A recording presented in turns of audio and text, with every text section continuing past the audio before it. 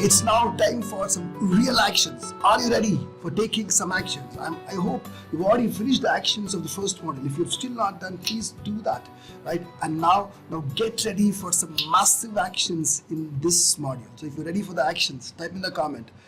Ready for rocking. Type in the comment. Ready for rocking. Okay. Now, what is that?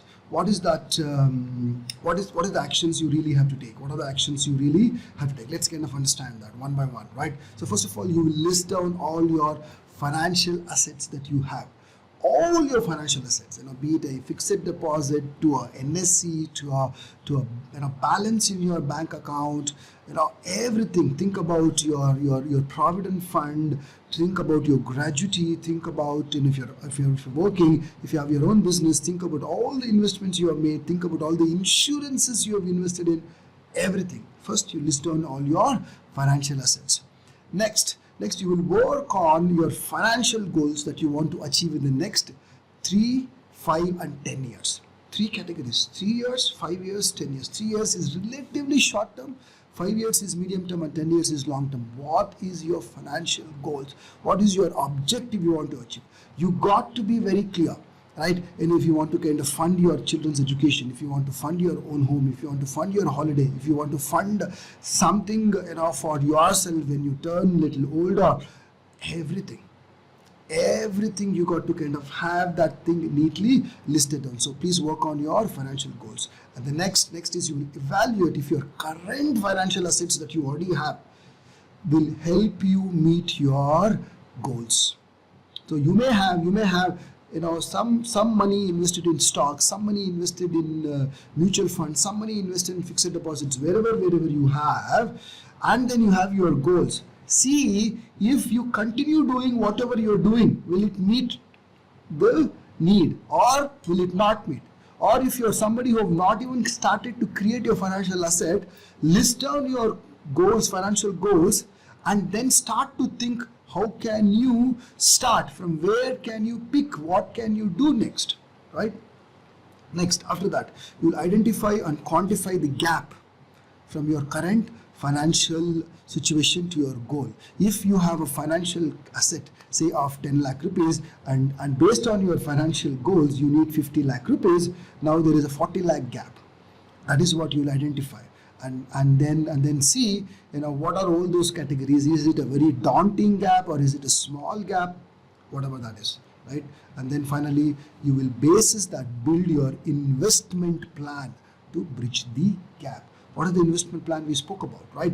You want to buy a house and you have only 10 lakhs now, but the house is going to cost you 50 lakhs. What are you going to do? What are you going to invest in? How much you will have to invest in? So you have to neatly create your plan, and then you will be able to bridge that gap. And finally, open an investment account and start with a SIP. That's the basic what you can do. Open an investment account and start with the SIP. So that these actions are extremely important for you to take, because this is directly going to impact you, right? So this is the whole crux of investment as a module. And in the subsequent module, you will learn a lot of tricks and trades about investing, and all the tricks and trades about trading and how to kind of make passive income from trading. But before you go there, you got to work on your actions here. If you do not know where you stand today, and if you do not know where you want to go, you'll start to wander all over. You'll simply go wandering, and it's of no use, right? And that's not our objective. Our objective is to make you financially free in 3 to 5 years time period, or maybe even lesser. Some of our students have become financially free in 2 years flat, right? So when they can make it happen, you can make it happen, right? So because of that, you got to work on these actions. So if you're going to work on these actions, type in the comment, going to take action. Type in the comment, going to take action. Awesome. And finally, for this model, I want to leave you with a thought. And this thought is something which came from the great man himself, Warren Buffett, who is the father of investing. What did he say? He had very simple rules for investing in stock market. His first rule, he said, was don't lose your hard-earned money. Don't lose your hard-earned money. And the second rule, he said, don't forget rule number 1. So if you have money or you are going to earn money, don't ever lose that. Don't ever lose that in a haphazard way trying to jump into the markets, right? Be patient, learn everything, and use the system what you learn here to approach the market. That's how it has to be done. And now, while this is what Warren Buffett said, I kind of also had a thought and a saying which I wanted to share with you all right here. Is like, my first rule is, don't lose money figuring out yourself.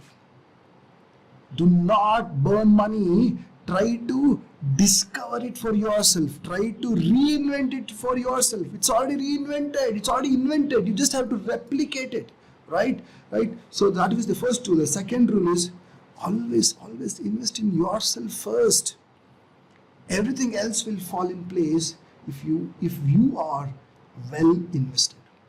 So I'm going to leave you with that thought, and hope you kind of enjoyed the second module, and congratulations for completing the second module. Complete your actions, and I will see you in the third module, which is going to be even more massive.